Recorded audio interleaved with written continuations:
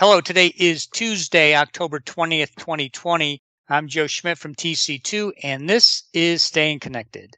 Back on October 8th, my TC2 colleague Keith Cook and I recorded a podcast where we highlighted some of the areas where your trusted ICT vendors might not be delivering everything you thought you bought. On today's podcast, Keith and I are joined by Deb Boehling, a partner at LB3. And we're going to offer up some guidance on what you can do to help you get for what you paid. Okay, Deb, I made a list of issues that Keith and I rattled off on the last podcast, so let's get right to it.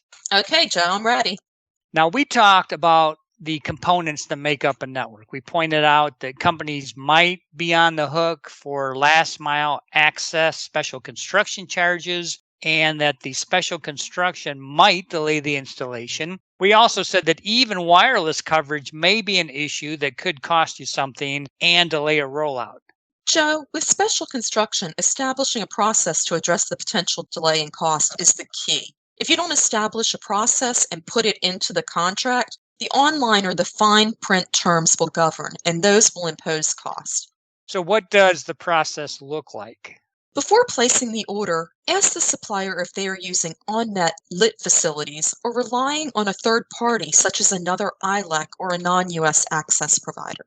Request and be ready to provide the supplier access to the facility for a free site visit. After the site visit, make the supplier identify whether special construction is needed to serve your specific needs. Some suppliers will create the facilities, and those facilities will also serve other customers, but they have you bear the full cost. Also, have the supplier advise how long it is expected to take and the cost of the special construction. You should then have the right to cancel the order without charge if the special construction costs are unacceptable. Get the approved special construction cost in writing and hold the supplier to the new installation date with associated delay credits and termination rights. Like home improvement projects, there may still be some surprise special construction cost identified during the installation, even for lit facilities. So establish how these surprises will be handled. Maybe they'll be shared, or maybe your payment is capped at no more than X% of the identified cost and the supplier pays the rest. Deb, we also mentioned that the CPE, like routers or SD-WAN appliances, may not be delivered in time to meet the installation timeframes. We also noted that sometimes supposedly new equipment is actually refurbished equipment. And I've even heard of instances where the new SD-WAN equipment is dead on arrival. Keith, when equipment is part of the deal, check the end-of-life support and the availability of the equipment generally as a heads up to possible delays or problems. Require all equipment the supplier provides to be new. Only exception would be if the equipment is needed for a quick repair and then replaced with new equipment as soon as possible. The supplier should confirm its inventory is sufficient to meet your expected equipment needs. It should also acknowledge that use of the equipment outside the U.S. complies with laws, regulations, presidential directives, like those the Trump administration is famous for. Possibly have the supplier set aside and maintain a minimum inventory that coincides with your rollout. Reserve the right to purchase equipment and be repaid by the supplier if the supplier lacks supply, but this likely implicates you in the shipping. What about issues with shipping the equipment? Shipping the equipment can be a problem, so you want to require the supplier to ship the equipment from its in-country depot. Avoid import-export delays and current COVID concerns like quarantining of the equipment for a period of time. Require expedited shipping at no additional cost to mitigate the impact of delays. It's not perfect, but it certainly helps. If you're providing other services that depend on delayed equipment, ensure the supplier doesn't bill for the other services until the equipment is available and the services can be tested by you. Have the right to cancel all orders related to the equipment without cost if there are very long delays. Okay, Deb, what about diversity? What can companies do to make sure the diversity of their access or edge diversity is provisioned and then maintained by the service providers?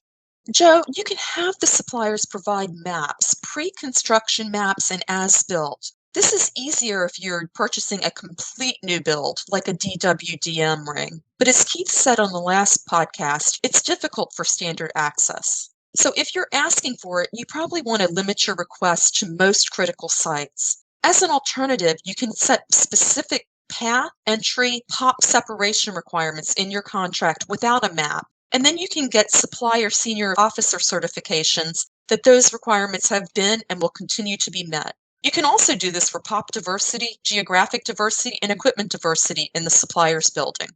We also talked about SLAs and how they can cover everything from installation to performance to maintenance. Yes, we did. And you, Keith, rightfully also pointed out that what companies sometimes receive are service level objectives, not SLAs.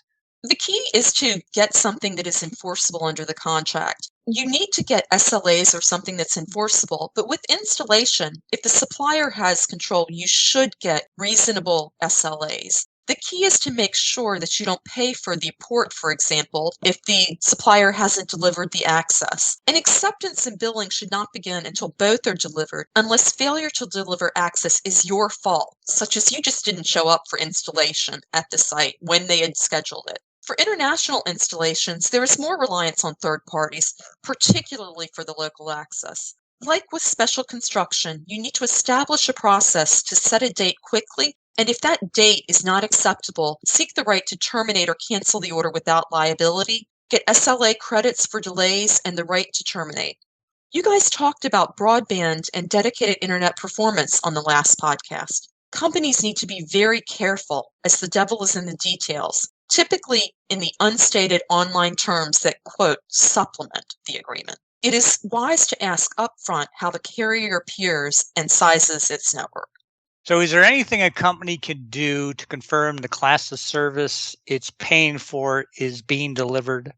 The contract should expressly state the speed that will be delivered. Since you're unlikely to sue for that breach, you can also seek a right to terminate without liability if the speed falls more than X% below the advertised speed in any month, or if it falls below Y% of the advertised speed in any number of months. Usually the X would be greater than the Y. You want to try to avoid consecutive months because that is something where there can be intermittent fixes and repeats of a chronic problem. When seeking these rights, be prepared to explain what tools you use to collect the data and be prepared to share the details of those tools. So, Deb, what do you think companies should do when their service provider comes up short with their VoIP or SIP services? The lack of SIP coverage is often tied to lack of license, and that may be due to foreign ownership restrictions, or it may be due to a subcontractor. So you'd be wise to ask your service provider some questions at the outset. Do your due diligence. In some countries, voice and VoIP can only be offered by limited, typically government-owned or controlled carriers. For example, if you do business in Vietnam, Cuba, India, China, Russia, Egypt, the UAE, Qatar, Oman, and even Norway, you may get some coverage variants. Yeah, and how about unified communications? What do you do about the lack of ability to deliver UC features that are advertised? The first thing you need to do is to know what features you need and align those with what the vendor offers. You want to make sure that you align these things properly.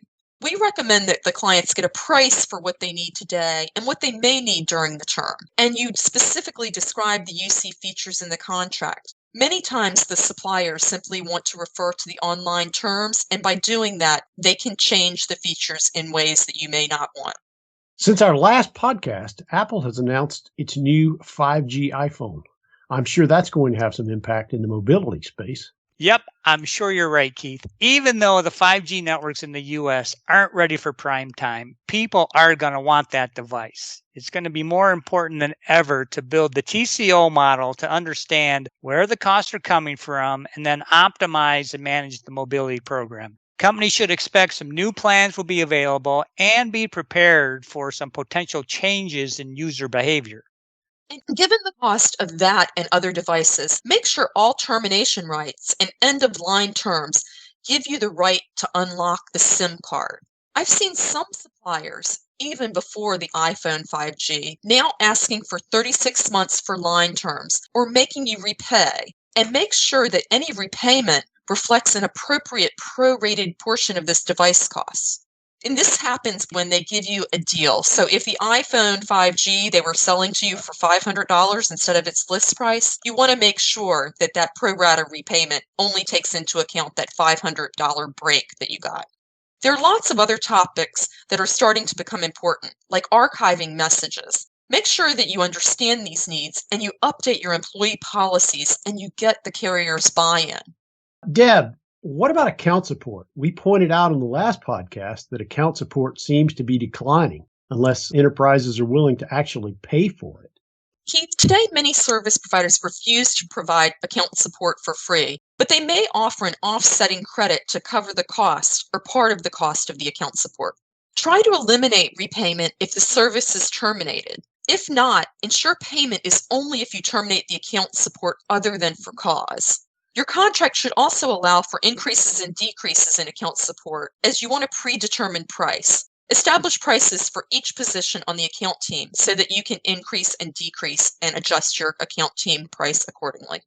Okay, thanks, Deb, and Keith. Thank you also. Well, as you've heard, there are certainly a lot of issues you need to keep an eye on, but there are ways to get what you paid for. Deb, Keith, and I really have only scratched the surface here, and you probably have other pain points you need fixed. So please contact us or any of our LB3 and TC2 colleagues if you need some help. And if you want to stay up to date on the latest events impacting enterprise ICT users, please subscribe to Staying Connected, check out our websites, or follow us on LinkedIn.